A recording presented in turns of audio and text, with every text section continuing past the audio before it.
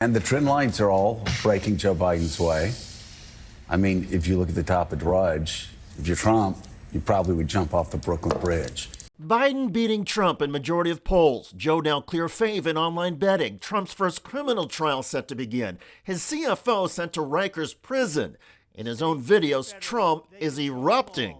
All of these cases that you're reading about are crooked Joe Biden's case because he can't put two sentences together. He can't do anything. So they weaponize government and they take me to court on bullshit.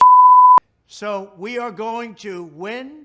We're going to win big. Not according to the latest polls. You see Joe Biden since January within the margin of error, kind of at the same spot. If we can look at that first one, there it is. What you also see, though, on the bottom is erosion for Donald Trump. Crooked Joe Biden, the worst and most corrupt president in the history of the United States by far. The trend lines are pretty strong for Biden coming out of still coming out of the State of the Union. He is a criminal. He is a horrible president. He's the worst president in the history of our country. The more the public sees of Donald Trump, the Biden campaign hopes, the less it wants to see him back in the White House. Crooked Joe is a threat to democracy. We cannot let him continue in office. All of this weaponization and lawfare that you're watching, all of these lawsuits against me, they're all started by the DOJ, the FBI, all of the people in government.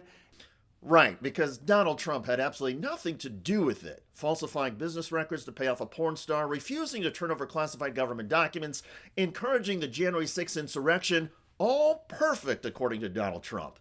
And his woe is me perspective gets even crazier. We have to stop weaponization. There's never been anything like it in the history of our country. It's happened before, but only in third world countries. And we're becoming a third world country between our borders and all of the other things that are so bad. Trump's daughter-in-law, Lara Trump, the new head of the Republican National Committee, is picking up the victimization theme and trying to amplify it. I mean, there's never been anyone in history, I don't think, that has taken as much incoming as Donald Trump. Wait, did she really say that? Slow it down. I mean, there's never been anyone in history, I don't think, that has taken as much incoming as Donald Trump. Wow, she did say that. So I guess we should ignore John F. Kennedy, who took real incoming and was assassinated. Abraham Lincoln took real incoming in Ford's Theater and was assassinated. Could Lara Trump be any stupider? Oh, that's right. Lara Trump is married to Eric Trump. This country is going down the tube. And they missed the guy who did a great job for this nation, which was Donald Trump, and he's going to be back in office. I guarantee it. Anyway, back to the Don. His unhinged video screeds did produce some news. Watch. Time for crooked Joe Biden, the worst president in the history of the United States, and I to debate. We have to talk about what he's doing and where we're going. We owe it to our country. We owe it to all Americans. Anytime, anywhere, anyplace. I agree with that. President Biden, you should take up the offer. Demand the usual rules and debate arrangements. Find a moderator who will keep you both adhering to the time restrictions, and then have at it. Kick Donald Trump's ass. Seriously. It is time to smash Trump and destroy his lunatic claims face to face. And I believe, based on President Biden's State of the Union performance, that Biden can do it. The face-to-face throwdown would be enlightening. The only problem might be that this debate, if it doesn't happen soon, might have to happen at Rikers Island Prison in New York. That's where Donald Trump is facing jail time if he gets convicted in the Manhattan criminal trial. Relatedly, the Fox show The Five just had an interesting clash over whether Donald Trump is freaking out now because he's afraid of prison. It started with Jessica Tarlov reacting to Trump's claims that Joe Biden, not Trump, Joe Biden is the threat to democracy. To say that Joe Biden is the threat to democracy, considering what Donald Trump and his band of lawyers tried to pull off in 2020, is complete insanity. I mean, he dispatched lawyers all over the country to overturn a free and fair election. A lot of them have pled out to doing this. A lot of them are still to face trial. And he's doing his darndest to make sure that he doesn't have to show up in any of these courtrooms because he's deathly afraid of what's going to happen there. And as many of these January 6th He's not participant. afraid of anything. Oh, big man, not afraid, whatever. I know him. Okay, I'm sure you do know him, and I don't know him, but I don't think that man who doesn't want to even sleep in a hotel bed wants to go to jail. So don't refute what happened. We know about Sidney Powell. We know about John Eastman, who just got disbarred. Rudy Giuliani, who's obviously not in very good position, how the mighty have fallen. And Donald Trump's fall is coming, because if you go back to the Drudge Report, take a look at the other banner headlines. And remember, Drudge is a conservative with a libertarian streak. Arizona abortion law returns. Republican thwart repeal attempts. Fallout just beginning. And indeed, the reaction to the abortion decision doesn't even factor into polls yet, because the most recent polls done before the Arizona decision showed Joe Biden remaining steady and Donald Trump eroding. In other words, Donald Trump is in deep political trouble, and he knows it. Here's the latest from the Lincoln Project.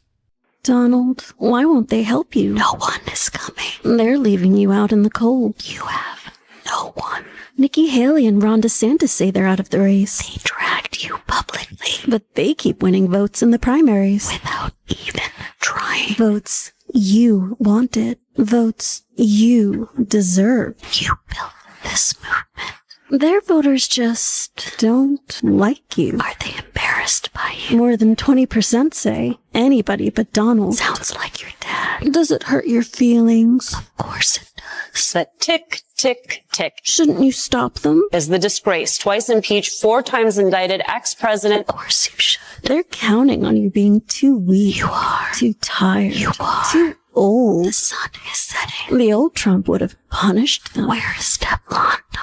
But that's not you anymore, is it? It's all coming to an end. Another strong ad. And amidst all of this, Donald Trump is becoming more desperate and unhinged. By the way, Donald Trump's fiercest defender in Congress, Marjorie Taylor Greene, is getting blasted as claims grow that she is working for Russia. Moscow Marjorie is focused now on this Ukraine issue and getting her talking points from the Kremlin. Getting her talking points from the Kremlin. Moscow Marjorie. That is Colorado Republican Ken Buck talking about Marjorie Taylor Greene. We know that she is getting her talking points from Russia, and we know that they're false. This is a war on Christianity. The Ukrainian government is attacking Christians. The Ukrainian government is executing priests. We know that Russia is propagating these false statements, narratives about what's going on in Ukraine. Russia is not doing that. They're not attacking Christianity. As a matter of fact, they seem to be protecting it. So that's something else that's clear and obvious to many people that are looking closely at what's going on. Check out that video at the link below. It generated a lot of comments on YouTube. One of the most popular is from Grumpy Dave 7329, who wrote, "She sure as rhymes with spit ain't working for this country."